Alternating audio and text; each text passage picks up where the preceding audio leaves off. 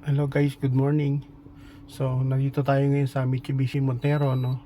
So, ang gagawin natin sa kanya is, ayan, nakikita nyo. So, mag-i-scan tayo. So, meron kasi siyang check engine. So, i-scan natin, engine scanning natin, no? Titignan natin kung ano magiging result ng scanner. So, ito siya. So, ayan. Scan natin siya. Okay.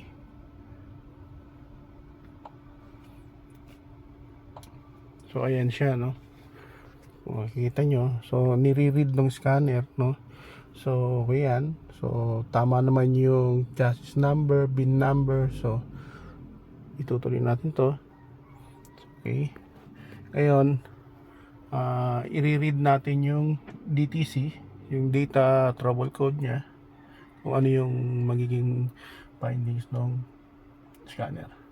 So ayan, nagre-read na siya ng fault code. So ayan guys, so ang sinasabi dito sa DTC niya is may problema sa EGR system, no, performance niya. So ito yan guys, so sa EGR niya.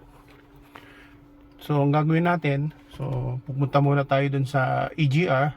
So gagawin natin, lilinisin muna natin yon, pasasama na natin lilinisin yung pati yung manifold niya, yung intake manifold niya. So ki-clean natin yon lahat, and then tsaka babalik ulit tayo rito, i-scan ulit natin. Okay, thank you.